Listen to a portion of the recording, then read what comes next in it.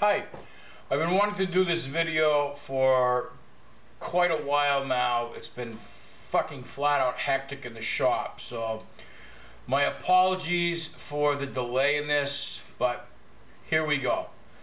I started this business in 2000 and we started posting things on YouTube, I don't know, 2 years, 3 years ago. Not a lot, just kind of oddities here and there with a shitty camera, etc. Nothing special. But anyway, in January of 2013, I think we had about 230 subscribers. Today, 26th of May 2013, we are at over 1,400 subscribers. Thank you. I am nothing but flattered by how many new subscribers we get every day, and I am flat out impressed and motivated by all of your comments and encouragement to keep making these videos for these old BMWs, and the requests for me to create service DVDs that people want to purchase to work on their own bikes has been incredible.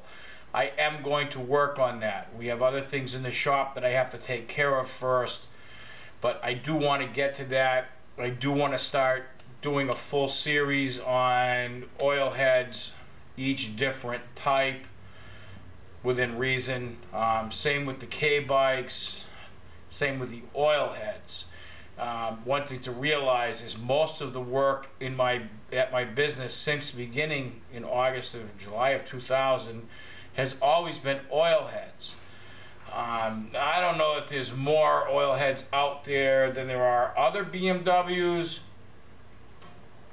but that's the majority of my bikes that I service.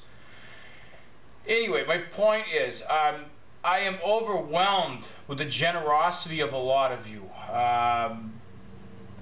Let me start by mentioning we've had some of you have made PayPal donations, which are incredible. I mean, we've had ranges from $20 to $100, and please believe me, it helps. This is not a high-paying job. This is not a big, high-dollar profitable business. This is not a freaking boutique dealership.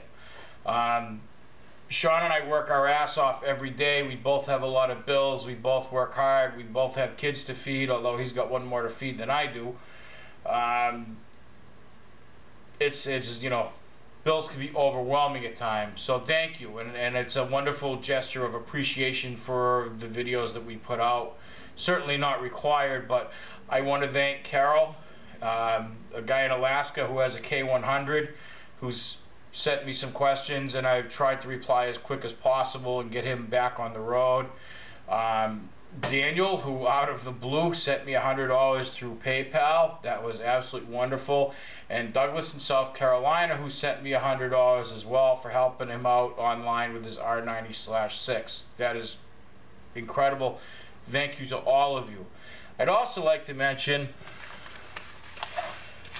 John, who's Boxwood Green on YouTube, was kind enough to ship to me from Canada, no less, a 2013 Cycle Canada calendar specifying the K1 for the month of June.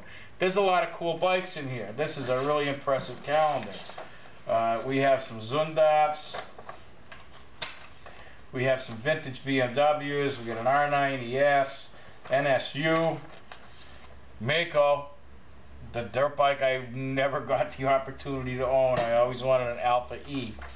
Just never happened. There's some really cool stuff in here. Thank you very, very much. This calendar goes on our cabinet because unlike the Worth calendar with the bimbos on it, this actually has days and numbers. Way different than what the Germans do.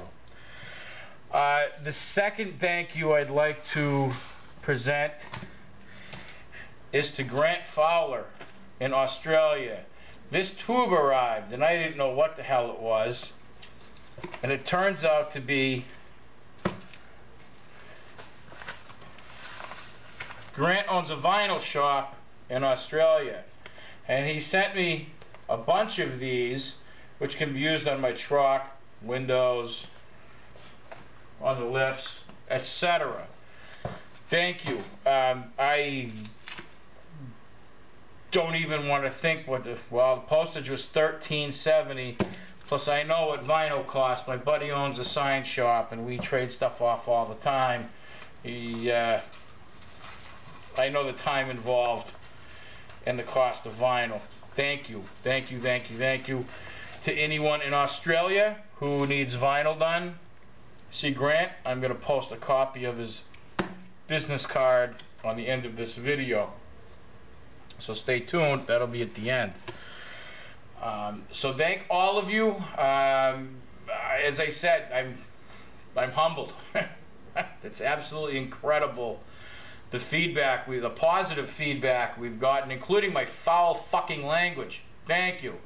I've only had a few people complain that my language is a little off color. Fuck them. In all humor. So it is what it is. We have a whole bunch of videos in mind for the very near future. I have to apologize for not having much for video material in the last 3 weeks. We've been extremely busy in the shop. We've been in a real crunch financially to get some bills taken care of. It's that time of the year in the motorcycle industry, at least in mine. And there's just been a lot of shit going on. So we've kind of had to push the videos aside because, as I've said before, the videos consume quite a bit of time. And right now, in the last few weeks, we have not had the time to spare. So it's been nothing but hammer, hammer, hammer, and get the work done, get the bikes the hell out of here. Unfortunately, that hasn't always panned out and gone as fast as we would have liked either. So now we're getting to the point where we can kind of tone things down a little bit. We have a couple big projects left that we need to finish. And then the schedule is back to the routine service work that comes in the door one day and it's out the door by the end of the day, or at least the next day. That generates the cash flow and keeps the bikes moving, and I'm not so backed up with bikes sitting around here. I don't have much storage space. I could store 24 motorcycles, and for every sidecar, count that as 2 motorcycles. This being one of the bikes that is sitting here in storage. This is and I don't want this to be a sales pitch, but this will be for sale very, very soon.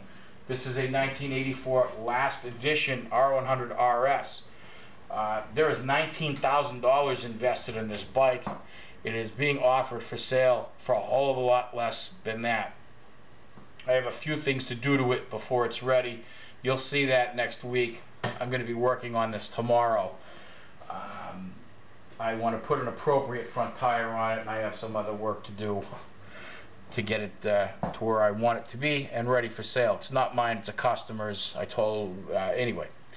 So stay tuned, there'll be more videos, I promise. A lot of you guys have had requests for specific stuff. Carb tuning for one. What does the air screw on a big carburetor do in comparison to the idle setting? I'm going to get into that hopefully tomorrow on this particular bike, because when I'm done changing the tire and doing the other little things that I want to do, I'm going to go test ride this, sync it. It's going to get a bath, it's going to get detailed, it's going to get photographed to death. My finger's going to be numb from taking too many fucking pictures. And we're going to make a nice YouTube video out of it. I'm hoping to get a few minutes of video of the bike going down the road. And because there's really not shit on YouTube for R100 RS for sale videos. So I'd really like to have a R100 RS in action, but also for sale kind of video. And that's the goal. So again, all you guys, thank you very much. Carol, Daniel, Douglas, Grant, John, top notch guys. Thank you very much.